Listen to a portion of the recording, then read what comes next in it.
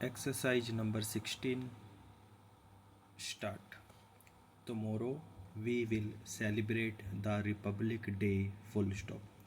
On this auspicious occasion, I am happy to greet you all, my fellow citizens at home and abroad, and convey to you my good wishes full stop.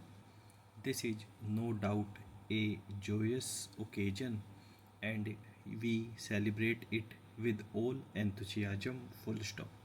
But this is also an occasion for calm introspection about where we stand and in what direction we are going full stop. Next paragraph. A few years back, our country was suffering from a deficit in food grains, and some people abroad had written us off as a country which could not be saved. Full stop. In their view, our agriculture had no future and we would be exposed to recurring famines. Full stop. These prophets of gloom had reckoned without our untiring Kisan, and they have been proved false. Full stop. This country, which was producing 5 crore tons of food grains in 1950, has now reached a level of over 20 crore tons despite of floods and other natural calamities in several parts of the country. Full stop. The credit for this goes to the Kisans, the vast majority of whom are small and marginal farmers. Full stop. The developmental efforts over the last 30 years, which have been channelized by successive 5-year plans, have resulted in the execution of many major, medium, and minor irrigation projects all over the country. Full stop. The assured water supply from these projects, as well as production of fertilizers, pesticides, and high yielding strains, have all aided the Kisan in ushering in an era of plenty. Full stop. Because of the record output of food grains and industrial raw materials, we have been able to achieve a measure of price stability and contain inflation. Full stop.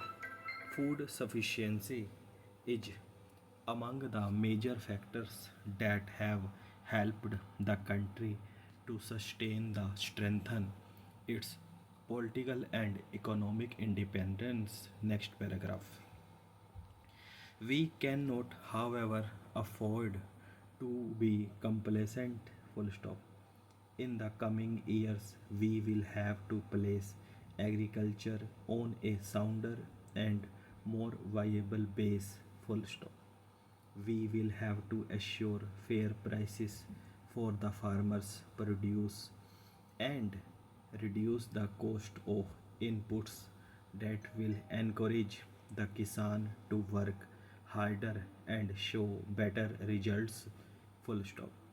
There has to be an intensive study of the agroecology of every area, and we must build up self reliance of each area in order to ensure the full development of its potential. Full stop.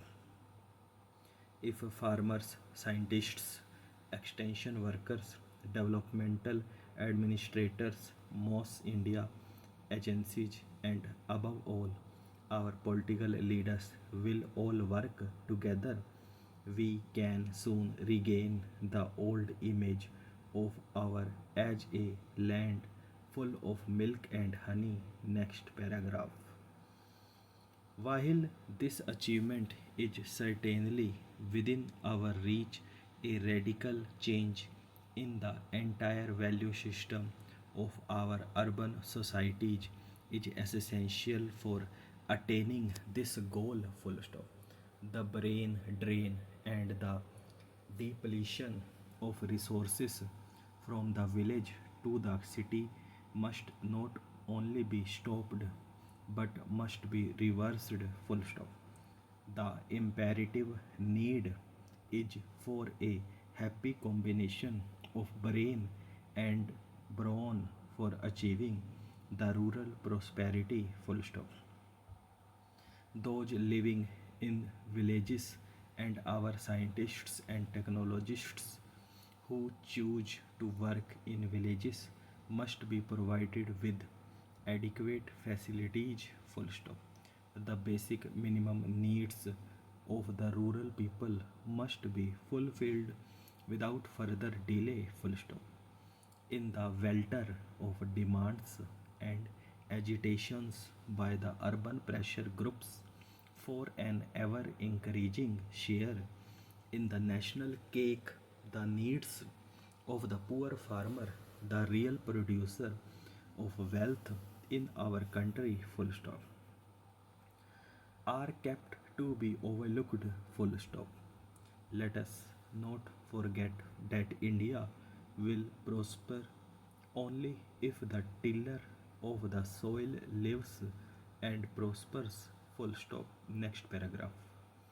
Our hard-working peasantry have proved time and again that they are ready to adopt new technology provided they are helped to do so. Full stop.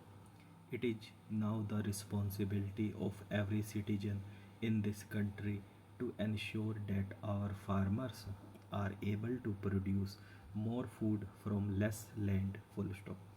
These presupposes considerable attention in safeguarding our basic agricultural assets like soil, water, flora, and fauna so that productivity can be improved without harming the long term production potential of soil and water. Next paragraph.